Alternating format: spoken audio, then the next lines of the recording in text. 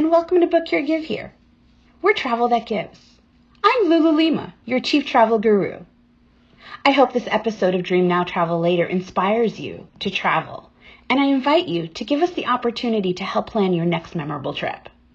So grab your popcorn and enjoy. Hi, everybody, and welcome to this wonderful Monday.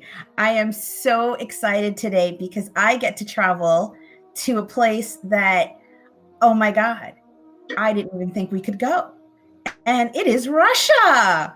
And Elena is going to be with us today, and she is going to talk to us about all the beautiful things about Russia. So just like you, I'm going to be learning because I haven't had an opportunity to go to this beautiful land. And I feel like there's so much for us to learn. So Elena is going to give us her amazing history, what she does, and how she's going to help us put it all together. Absolutely. Thank you, Lulu. Thank you for welcoming me here. It's really my pleasure to be able to tell all of you about how amazing Russia is. And again, let me introduce myself a little in more detail. I'm Elena Ulko. I'm the owner of Ulka Tours. We are the DMC for Russia and Scandinavia, and it will be our pleasure to welcome Lulu and her friends and companions and everybody in my amazing country. And what I've noticed that most people in the US, since I have lived there, know not that much about Russia. So all the information they get is the mafia story from most movies. So many Russians shooting somebody here and there. But basically, it's the mafia. So most people think that Russians are crazy. But in fact, just going back a little bit to the geographical thing. So Russia is really large. So Russia, my country, is the largest in the world, and it occupies 1/8 of the entire world surface. And most people I've met, they didn't even know that. So Russia? Are you from Russia? Oh, where's Russia? You tell them Moscow and they think, okay, I think I've heard about Moscow. But now you know that Russia is really huge and Russia is really very diverse. Yeah. I mean, think about it. The folks in Alaska can see, can see Russia pretty closely. Absolutely. And so you can see on this picture that basically the US, it's 2 times smaller than Russia. And to see all of Russia, you really need a lot of time. So today we're going to talk about the major destinations that you should not miss when you come, but we'll go more in depth about all the secrets and treasures that are there to entice you and make you fall in love with my country. Awesome. So you guys have 10 time zones. How amazing is that? Exactly. So to fly from Moscow to the other end of Russia to Kamchatka, it takes 9 hours. I mean, it's 9-hour time change. Oh my God. How amazing how you can easily cross the whole world. And you guys have a great colorful currency here. Yeah, the currency indeed is very colorful, and a lot of people, when they come here, they are like, oh, what's this? What's that? How do we use this? The exchange rate, unfortunately, changes all the time. So I didn't put it in the presentation. So you have to check the rate before you come. Right now, it's as much as 70 rubles to $1. So you basically can buy a lot of stuff, but prices are going up too. Yeah, of course. So I use xe.com, guys, or Onyanda, so that you can easily check your currency conversions and so forth. And we can talk about currency conversion when you guys are ready to plan your trip. Yeah. But obviously talking about your capital, Moscow obviously has a lot of not only historical, but also modern. Absolutely. As you can see from those pictures, it's both history and modern life entwined. And certainly Moscow is the largest city in Russia. And usually it's the #1 destination for everybody that comes. We'll speak about that later. But one thing you should know, you should be prepared, is that when you come to Moscow, you do not expect to see what you really see. So people still have those, what I've noticed, like Soviet ideas about Russia and all the cities that we have. And as you can see on the pictures, they still think Russians are all gloomy and gray. spies and mafia, but in fact, we're not. We're really very friendly, and we enjoy meeting other people, and we love helping other people. It's just indeed during the Soviet times, the life was so hard that you have people, they just had to concentrate on everything that they did, their work, their everyday life. They had to survive. So there was not much space for happiness. But right now, life is getting better, and we can travel, and we love to welcome you in Russia as well. And that's awesome. And so for Americans, this is the information regarding the Russian visa. So it is a multi-entry valid for 3 years, and it's running currently at $160. That can change. So be sure to check with me before you go and get your visa, because I can give you all of that information. But certainly it will give you an opportunity so that you know how many times you've been in Russia and or how many times you're going to be there. Your passport has to be valid. You should do it so that your passport is valid for at least the length of the visa. So if your passport is about to expire, I certainly do recommend that that you actually go ahead and update that before you get your visa. And so we were quickly talking about, just some of the moving pieces. Obviously, you're going to apply at least before 90 days before your trip, but at least that's the earliest you can apply, because if you apply earlier than that, they will tell you that's too early. Go just have a drink. So wait a little bit. So there you go. But when it's less than 90 days, you can go and apply. And well, I've personally had clients who told me when they saw the application online, they were like, Lena, we need a bottle of vodka to complete that. So it does look scary, but in fact, it's not scary at all. They do ask a lot of, crazy questions like, where did you go to school? Like almost like, who did you go to school with? So they want to know all the background. So the background check is extensive. Just be prepared that you have to do some like memory digging and find the information. Yep. And you're going to also need a letter of support. So a visa, to get the visa, excuse me. So that letter of invitation once we do plan the itinerary, we will have that for you. And I also work with CIBT in order to help manage you getting your visa. So we can certainly work together on all those moving pieces. So let's talk about for the visa support. Yeah. Okay. Yeah, I just wanted to say one thing, that as for the visa support, the invitation letter, usually we do provide it, and it's like a 1 minute to have it done. So a lot of companies, they charge a fee to process it, but in fact, it doesn't require a lot of effort. So it's very easy, it's quick. And it's just a confirmation that a customer is traveling with a certain company, and that company acts as a sponsor for the visa. That's awesome. So, and so you guys know that I will work with Elena to make sure that your trip is actually done really well. And how we're going to get here is obviously, looking at flights from New York, Miami, Los Angeles, Chicago, and I believe there's some other cities as well that we're going to be able to fly you into. I do recommend, because the trip is so long, to obviously consider business class so that you can do a lay down and have a really great opportunity to be rested for when you arrive. Yeah, absolutely. Yep. So basically, there are two major destinations that you can arrive to: St. Petersburg and Moscow. And you have, I'm not sure you have mentioned that there are also flights to other cities in Russia, but St. Petersburg and Moscow are the easiest, because this is where people usually start their adventure when they come over. Yeah. And the beautiful thing about it is when you actually do start, whether in St. Petersburg or in Moscow, you actually can also create an itinerary that is on the train.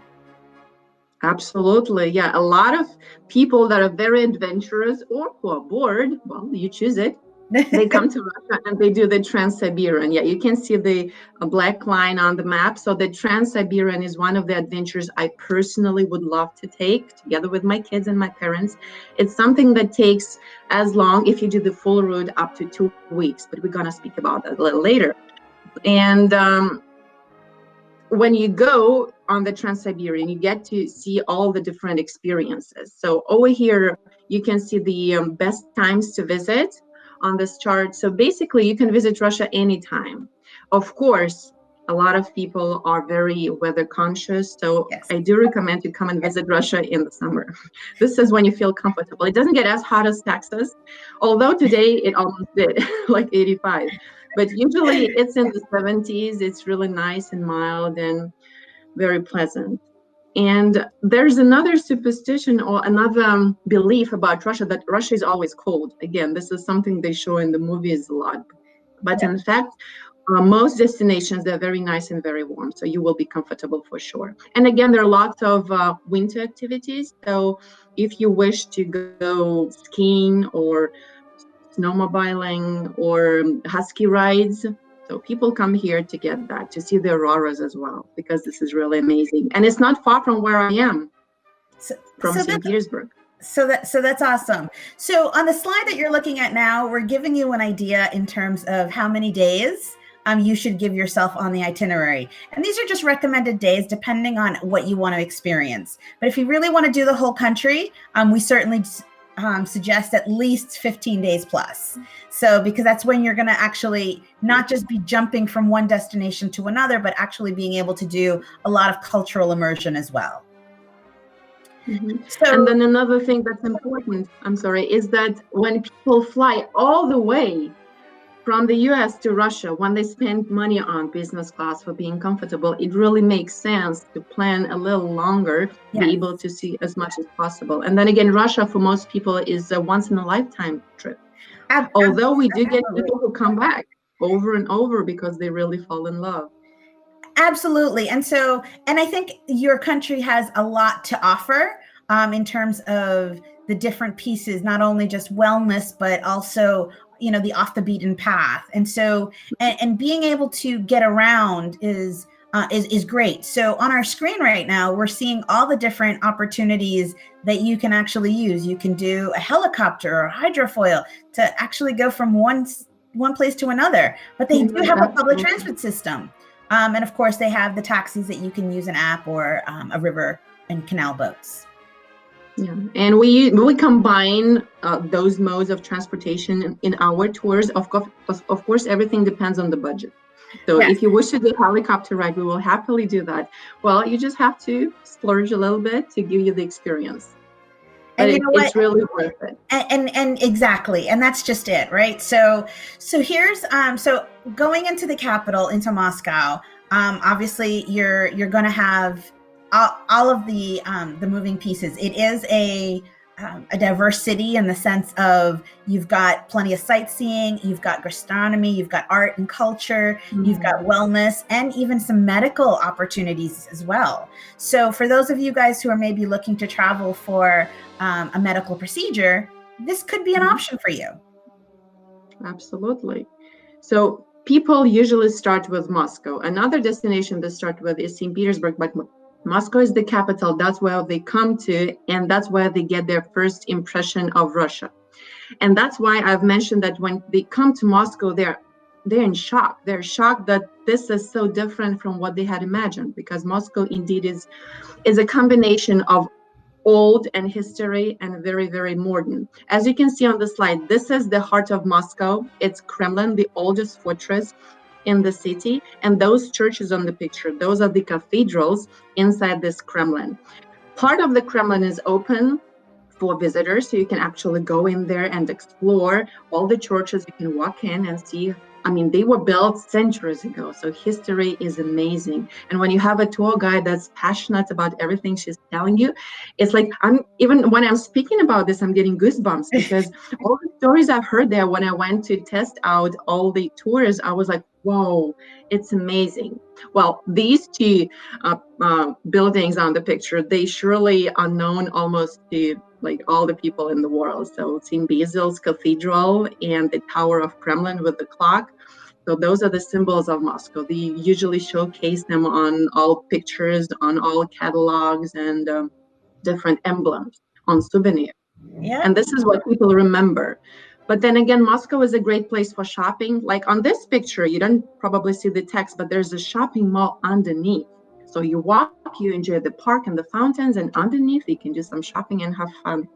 It reminds me a little bit of Montreal and the underground city. Absolutely, yes, indeed. So great at winter time for when you want to go shopping and don't ever want to go outside. So that's true. So here's an opportunity for you actually to see some of the 1950 architecture as well, and how some of the skyscrapers have come around the city, and you can start seeing modern architecture as well. Yeah, a lot of people, they do come with a request to do the Soviet Moscow tour, because the Soviet architecture, it was really impressive. Everything that was created during the times of Stalin, Joseph Stalin, it was impressive as that, what you see. And when we go down into the subway stations, they're really like true palaces. So people really wish to take subway tours. Unlike in New York, you wouldn't really want to go on a tour there probably. But in St. Petersburg and in Moscow, seeing subway is really one of the experiences that people really enjoy. That's awesome. And here you've got, another sightseeing tour. You've got Christ the Savior Cathedral. And you've got the bridge that goes right across it. So these pictures, you can really have your own version, so that way you can your own camera. And so now you can take a look at the theater as well. And a lot of people go seeing the ballet at the Bolshoi Theater, as well as the ballet in Mariinsky Theater in St. Petersburg. They're like almost on everybody's list, unless you fall asleep during a show. And you've got a lot of outdoor parks, so you've got a lot of free space to just really enjoy, and walk around, go through the river cruises. Yeah, like on this cruise, those are Radisson cruises. You can take a la carte dinner, or you can have a set dinner, and really enjoy the views. Especially they're beautiful after sunset with all the illumination going up in the city. It's beautiful. Yeah. So for those of this is my favorite. This is a great piece because you can actually see a secret bunker. Yeah, go down and during the Cold War times, both in the US and in Russia, everybody was crazy that something horrible will happen, the nuclear war. So everybody was about that nuclear shelter thing. Yes. So this is your chance to actually go down like super deep and explore all those underground corridors and actually even have a meal there. There was a canteen built for the governmental employees. And right now it's open for visitors. And here comes the subway. Isn't it beautiful? It's gorgeous. My mouth is dropping because this is not what I expected of your subway. I was like, wow, look at this architecture. Yeah, the architecture is really amazing. Well, of course, right now it's almost empty, but it's getting more and more people every day since they had taken down all those crazy rules during the quarantine. So it's becoming more and more crowded. But there were days when you could actually go down there and it would be empty. Absolutely. That's awesome. So we're going. So outside of the Moscow area is obviously where you've got some suburbs, a little bit off the beaten path kind of things. Yeah. And so these are things that are going to be built into your itinerary if you want to, so that you can actually see 17th century Russian life. And this is the house where Peter the Great grew up. The wooden palace. Peter the Great was the founder of St. Petersburg, and that was his birthplace. Yeah, and this amazing palace was the residence of Empress Catherine the Great. Well, usually all those names, Peters, Elizabeths, Catherines, people go crazy when we start speaking about all of them. But eventually, after 2 or 3 days, okay, here's the quiz. Who is that? Who is this? Eventually, it's like educating kids about Russian history. People start remembering names and faces. Absolutely. And so, we're just, a quarter way through the presentation, and we're talking about things that are truly a living classroom. So if you are like I said, a history buff, or if you have children and you are homeschooling and you want them to actually learn about all the different places, and instead of using a textbook, just pick a trip and pick a destination. And you're really going to learn a lot of these moving pieces where they're going to be able to experience it and they're not going to forget it.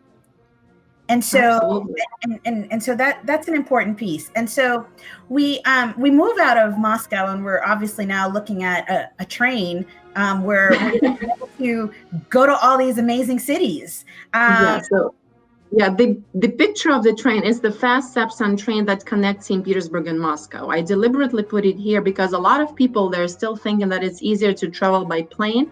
Indeed, it's fast. It's like 1 hour, but then you have to come to the airport in advance, security checks, blah, blah. So it's exhausting. Here, right from the center of the city in Moscow, you board the train, you sit down, relax. If you're business class, you get a meal and free drinks, and then you travel for 3.5 hours. They made it even shorter. It used to be 4, but right now it's 3:30, sometimes 3:45. And there you are in the center of St. Petersburg. Easy, effortless, and extremely comfortable. So, and that's awesome. And so, we have St. Petersburg as an option, and so one of the things that I do like about St. Petersburg is that it's also a very quick way to get to some of the Scandinavian countries. So, if you wanted to do a combination trip, so like if you wanted to do Finland, you could easily do Finland and then hop over into St. Petersburg. So, really, it's just an absolute great opportunity to have multiple explorations as well. And another thing I wanted to mention to you before we move forward with the sightseeing part is that for those who don't want to get in trouble of getting a Russian visa, they can do the vice versa thing. They can come to Finland and then travel from Finland to Russia for 3 days. So this is going to be a quick trip, but you can travel for 3 days, 72 hours without a visa. If you hop on a ferry from Helsinki, come over to St. Petersburg for 3 days, stay at a hotel, go back to the ferry, return to Finland, and there you are. No visa needed. No visa needed. Look at that. And you'll get an opportunity to have a little taste of Russia through St. Petersburg. So, and I know a lot of Finnish folks who do that, just, where they just kind of go, yeah. because it's such a quick opportunity to easily go over and enjoy. So with that, we're seeing quite a number of different opportunities here where you're going to be able to see a lot of the art pieces from Da Vinci, Raphael, Rembrandt, and so forth. St. Petersburg is all about art. So what we showcase is the Hermitage, which is, so St. Petersburg is the cultural capital of Russia. That's why this is the place where people come for museums, churches, palaces, amazing residences with so much gold that they're like, oh my gosh. So how can somebody build that and live there? But, well, they obviously could, because we can see that now. Absolutely. So, and here's, again, there's a lot of history, different churches and everything else. We're not going to go into a lot of details about the sites, but certainly give you do homework on Google. Yeah, that's what we always say, telling to our customers. Like, they ask us, like, hey, what should we see? I'm like, okay, here's the list. You Google and you decide for yourself what is there that speaks to your heart. If you want to go see outside residences, we'll do that. If you are a museum freak or want to see the churches, we will happily do that. So everything depends on what your heart desires, because we've done so many tours and we've served so many happy clients that basically we can do anything. If you want to just fly a helicopter around the city or even to Peterhof, to this residence with fountains, we can do that as well. This looks like a mini Versailles. Well, it does, but in my opinion, it's even more beautiful, and the palace is truly amazing. So here, you certainly have places where where all of the greats have lived and have ruled. Yeah, Russian czars, they really enjoyed luxury. The only czar that was not that much into all the gold was Peter the Great. So he grew up in that wooden palace we've seen, and so he was okay with smaller rooms, smaller palaces, but his daughter, Elizabeth, we call her the party princess. She was the one that built all those amazing golden rooms, gilded chandeliers, and she loved to party, obviously. Oh, and the canal rides, those are my favorite. Yeah, those are my favorite because going on a canal tour gives you a great opportunity to see the city from the water. And then the ballet, we've spoken about ballet when we were in Moscow, but again, a lot of people, they come to St. Petersburg specifically to see a ballet at the Mariinsky Theater because one of the oldest ballet schools in Russia is in St. Petersburg, the Vaganova Academy. Yes, and those who really are into the ballet, have studied it for many years, etc. They devote their life, and so here's an opportunity for you to share with them their art through dance, and it's absolutely awesome. The other And we part, can even do master classes. I mean, we can do a ballet master class. So when we've done it before, when there was a student, she was, I think, 15 years old, and she wanted to dance with a real Mariinsky ballet dancer, and they did it. It was, I mean, really a unique experience. So for those of you who have dancers in your family and want to try this is an absolute must that we have to put in your itinerary. So all of these things are doable. So we just have to make sure that we can make everything work for you. So, and even if you're interested into the folk shows and all of that, there's great cultural shows about all of these things, and you're really going to enjoy. I think St. Petersburg is awesome in that regard. And here are the Fabergé pendant. So you can make your own. I mean, I remember growing up, my parents having Fabergé eggs in the living room, and nobody could touch those. Oh yeah, that was a treasure. But right now you can make your own treasure. And actually, before you make your own pendant, you get to tour the facility.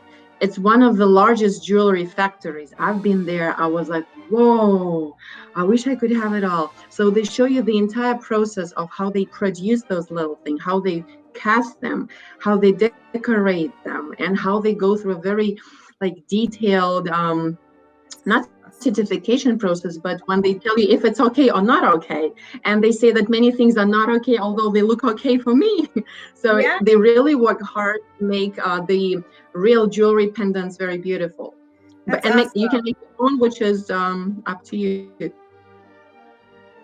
Oh, so so you're making our dolls, and you can even make a minion, or you can make traditional, Russian designs, or whatever floats your boat. Whatever, yeah.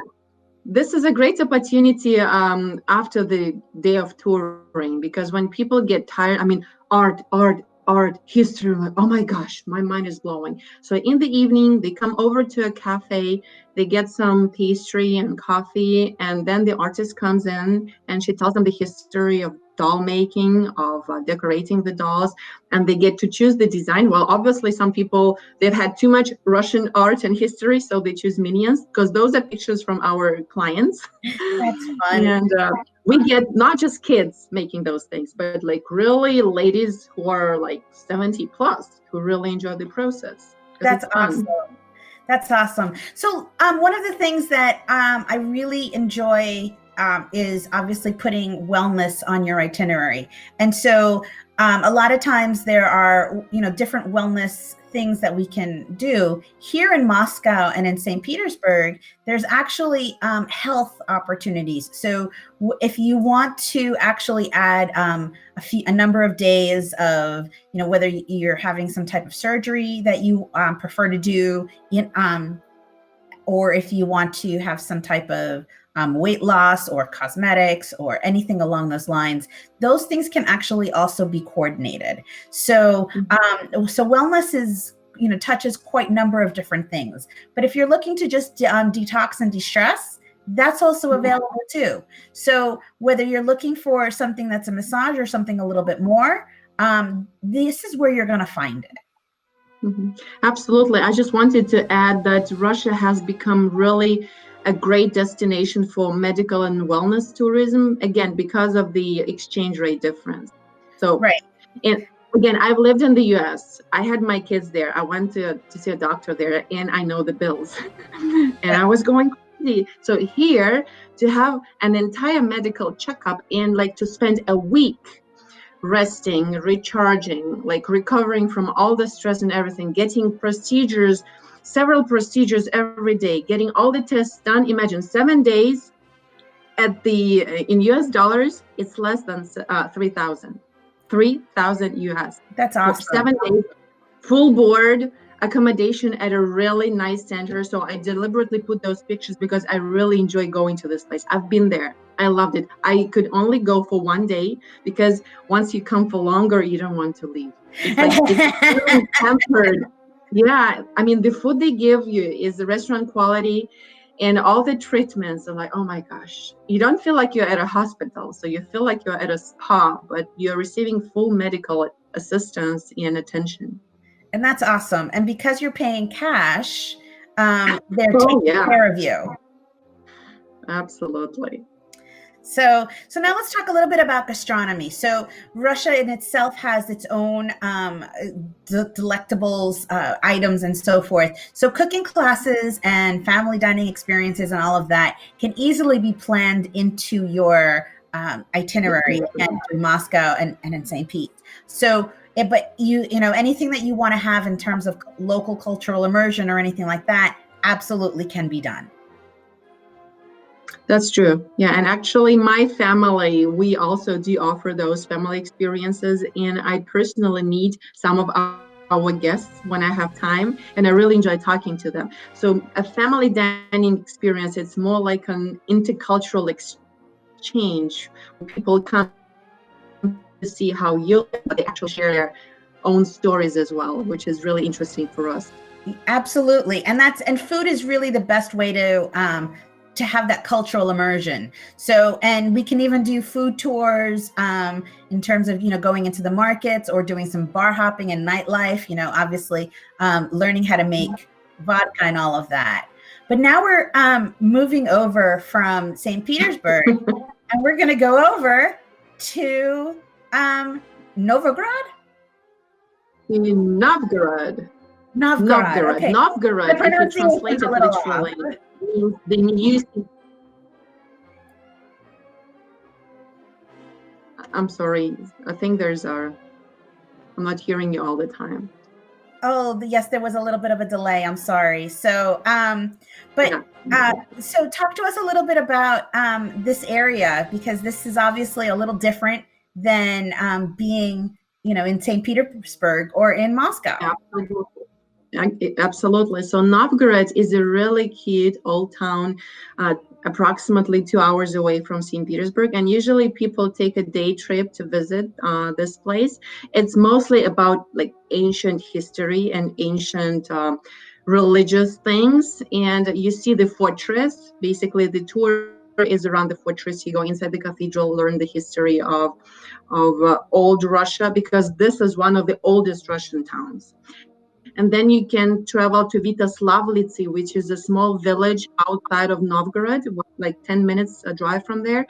And this is a village where they brought small wooden houses from all over Russia and accumulated them in one place. So you can see different architecture of different periods. You can walk into those houses, see how they lived, and imagine how they slept right over there, almost like on the ceiling or at the very bottom, how they cared about the different animals that they had.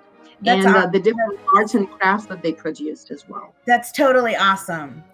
So there's another town that is Karelia? It's not actually, it's not even a town. So Karelia, it's an entire district. So it's to the north from St. Petersburg, and this is one of my favorite destinations. If you want to recharge and meet the nature, this is the place to go.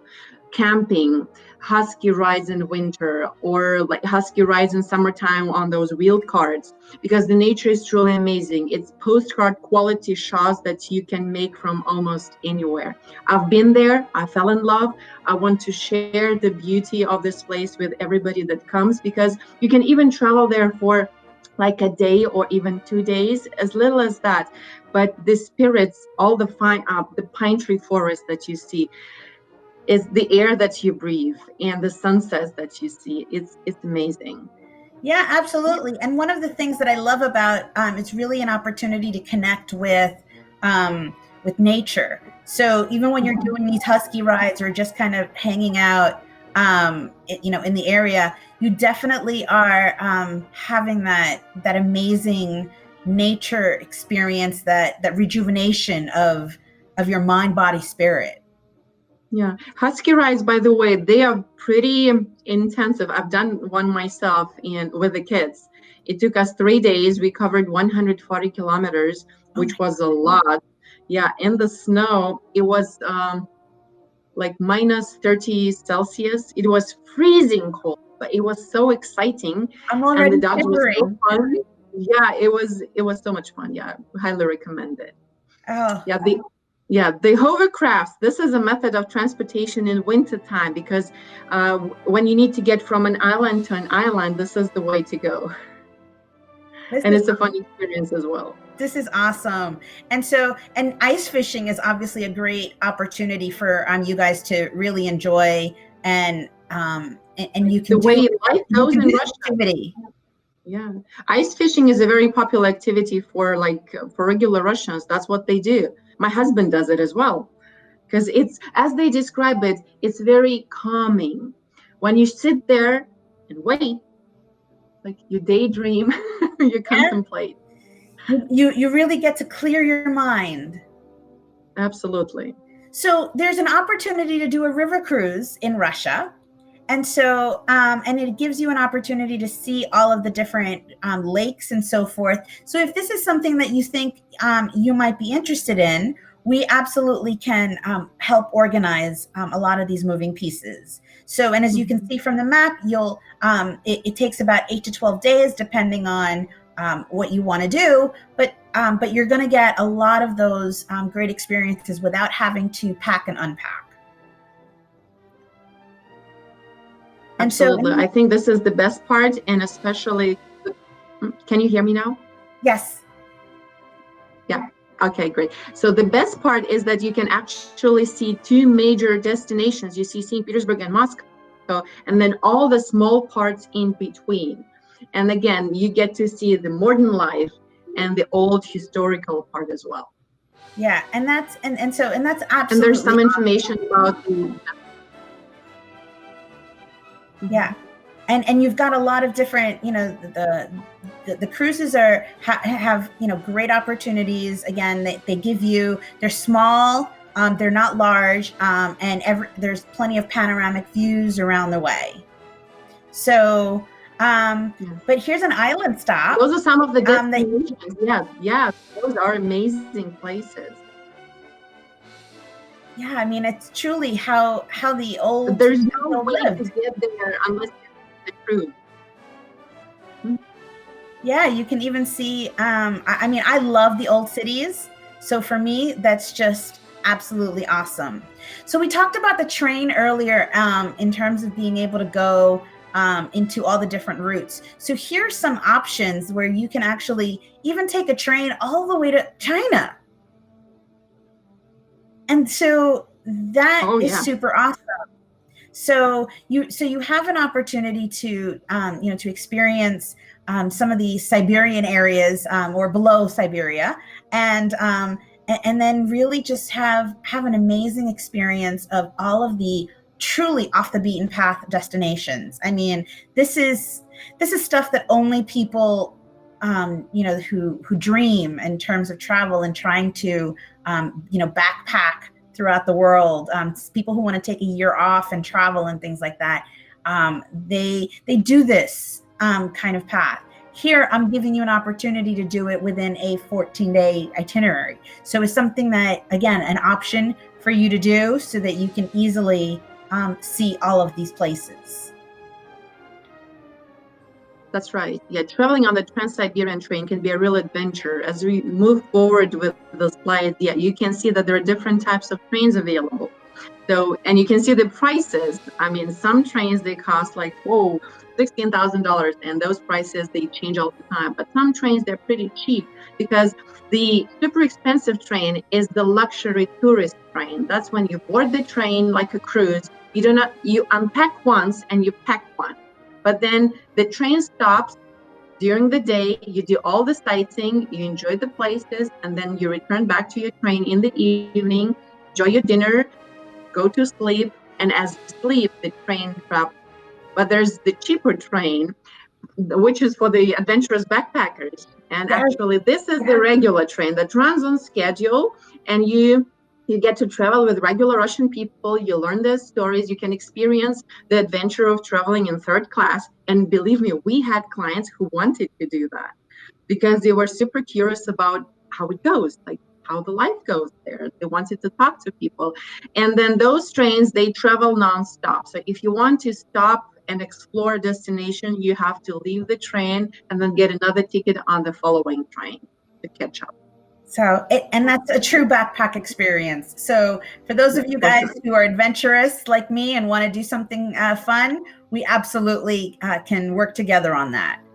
So, and here's some pictures so that you can see some of the different trains and the different levels of what you're going to be experiencing in all of the different options. And so, and even just looking at the regular trains, they're really clean and We are, yeah, everything is clean. Even the regular third class train is very clean. It's very comfortable. You see, there are no separate compartments, so everybody is there together. So there's right. a lot of chances to talk to people, to, like I said, learn their stories. A lot of journalists do that because it's fun for them. Yep, absolutely. So now we're going to be moving over into the fourth largest city of Russia, and I'm not even going to try to pronounce this one. Yekaterinburg. Ekaterinburg. The name is derived from name Catherine, Ekaterina. Yeah, and it's one of the stops on the Trans-Siberian route. Basically, the following slides that we are going to go through, they show the destinations that where the train stops. Yekaterinburg is the fourth largest in Russia, and it's the place where the Russian czars were executed, unfortunately. So there's a lot of sad history there. Yes, a little sad history, but history nonetheless, right? Absolutely, yes, that's true. This is Novosibirsk. The names are hard to pronounce indeed, but as you are in Russia, you get to learn to read some Cyrillic, and it makes it fun to try to pronounce everything. Absolutely. And this is the capital of Siberia. So you can easily focus on being in Siberia and saying, I was here. For those of you who love ecotourism, this is great. It has a lot of wildlife as well. So certainly you have an opportunity to enjoy that. So, and then we move on. Irkutsk, the city of Irkutsk. Okay, I can do kind of going. Yeah. Okay. I need to learn a bit more Russian. Yeah, you should come visit. So, but here, again, you have beautiful opportunities to see a lot of things that that we wouldn't find anywhere else in the world. That's true. Or like the large Lenin's head. I mean, we don't see Lenin's almost anywhere in St. Petersburg or Moscow anymore. There were lots of Lenin statues all over St. Petersburg and Moscow, but then after 98, 2000, they had removed almost all of them. So right now to find a Lenin is really a challenge. Oh, wow. So now, again, we're going through a lot of different opportunities. We're giving you, some things to do. Here you can actually connect to some Japanese sea cruises as well, and quite a number of war memorials. Yeah, that's one of the finishing destinations along the Trans-Siberian route. And this is the place to experience different seafood and, of course, learn the history. So there's a lot more destinations that we can cover in Russia. And so you're obviously taking a look at a map, and we've covered quite a bit of them right now. And so we are, rather than kind of having you guys gloss over, I would love to learn from you guys, what other destinations in Russia would you like to learn about? I think that it'll be important overall for us to have that conversation. And Elena can come back and kind of share with us what all of I would her love to. all of her excitement and everything else in regards to, hey, this is these are the places, and these are truly off the beaten path. It allows us to really link the world together, because you can see how Russia connects into China and into Japan, into Asia, and it really gives you an opportunity to grow and realize how close we are, even though it is Indeed. far. But the internet allows us to be so well connected. So, Elena, I want to thank you for all of your efforts and your time. This has been super amazing. I have learned so much. I definitely need to make sure that I update my passport so that I can get that 3-year visa, because I would love to go visit. I mean, and I don't want to just do 3 days. I want to do full in depth. So. So with that, I want to say thank you again. Is there anything else that you would like to tell the viewers or followers? Well, I just wanted to also thank everybody for being here, for listening, and I hope you've learned something new, and I hope I've sparked some interest about Russia, because Russia is not a mysterious country. It's a country full of opportunity and full of adventure and full of amazing history and very delicious food.